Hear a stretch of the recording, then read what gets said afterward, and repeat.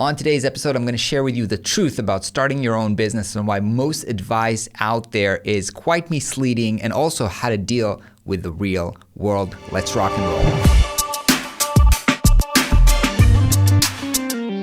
Hey designer friends, what is up? My name is Ron Segal and welcome to Flux, where we help you build your career and business as a designer. And today I want to talk about the truth about building a business, because I see a lot of advice out there and we're also trying to help people build businesses. However, there is something a little bit misleading with business advice. There's a lot of advice out there trying to give you kind of like frameworks and step-by-step processes, and that might lead you to thinking that building a business is quite like a recipe for making a cake, and if you just follow these steps one after another, bam, you now have a six-figure business, you're a millionaire, you're living the good life and all of that.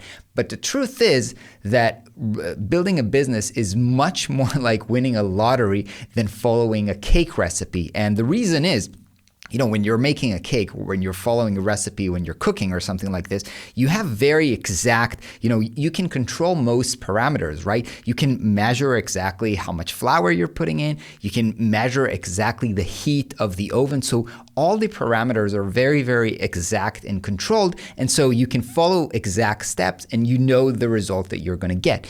But in life, you're dealing with so many variables that you can't control. For example, somebody tells you, hey, you should post on Instagram, but then you're not really controlling the Instagram algorithm and how your post is going to be shared. Somebody tells you, go to a networking event.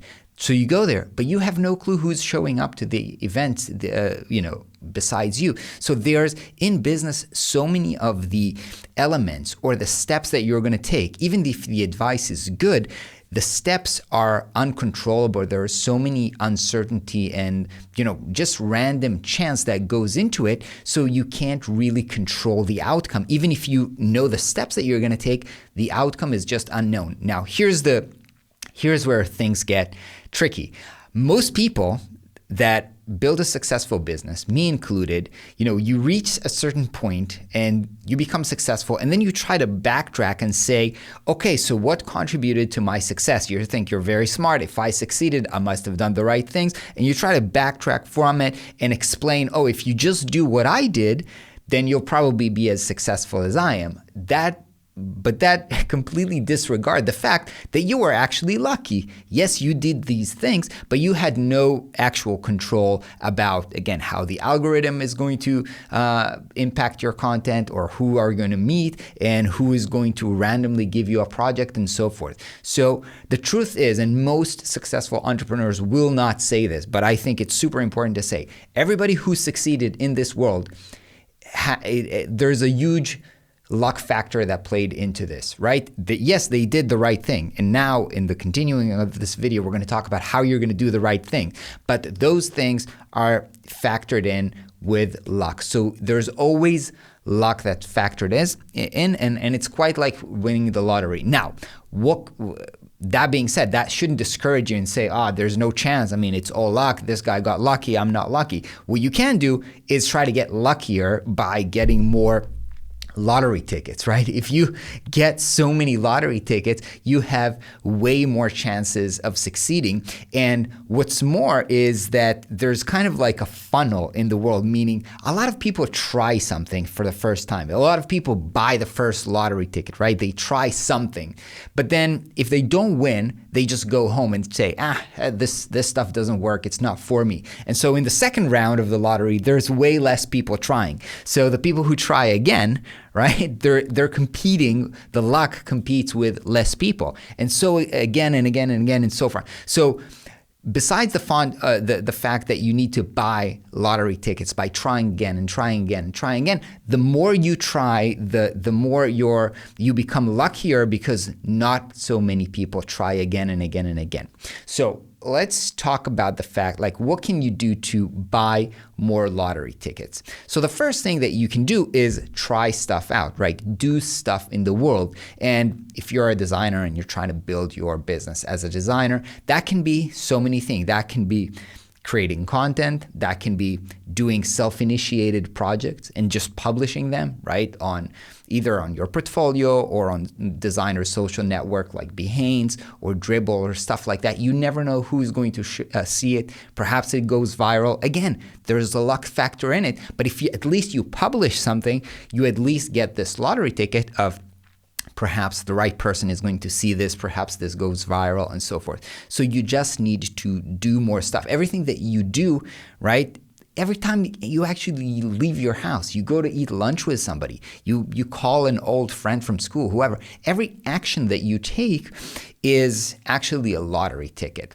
I actually like this framework. There's kind of like a motivational speaker, Grant Cardone. I don't know if you're familiar with him. A lot of people don't like him because of his personal style, but he has a book called, I think, the 10X rule or something like this. And basically he has kind of the gist of that book basically says whatever your goal is, it's because of all of these unpredictable things that I've mentioned earlier, it's going to be much harder than you think. So when you're trying to do something, put 10x more effort into what you actually think it will take to get there, because all of this random stuff and unpredictable stuff that you can't predict is going to happen along the way. So to me, that basically said, take more action, and every action you take is like this lottery ticket.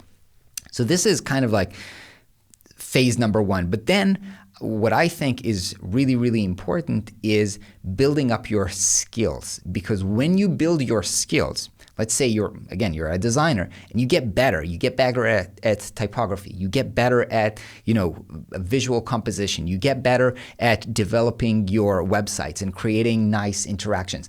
Every time you develop your skill, that's like a multiplier to your lottery ticket, because obviously if you release a crappy project, you got one lottery ticket. But if that one project that you released was amazing and groundbreaking, that's like releasing 100 lottery tickets at once. So when you're working on building up your skills and get better at your craft, at your work, that's like a multiplier to every lottery ticket that you're getting.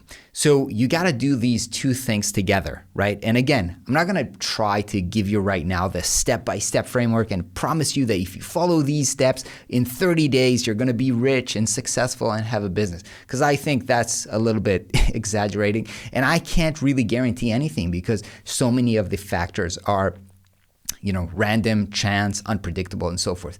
But the one thing I know, that if you consistently do these two things, do stuff, put stuff into the world, which are taking action and like buying lottery tickets, and improve your skills, which is like a multiplier to everything that you do. Do these things together over time and do not give up and try again and again. Eventually that increases your chance of winning at the game of business. All right, I hope you found this useful. You can let me know in the comments below, what are your favorite actions that you like to take to increase your chances of growing your business. And if this is your first time here at Flux, make sure you subscribe for more videos on design, on web design, and the business of freelancing. And I'll catch you on the next video. Peace out.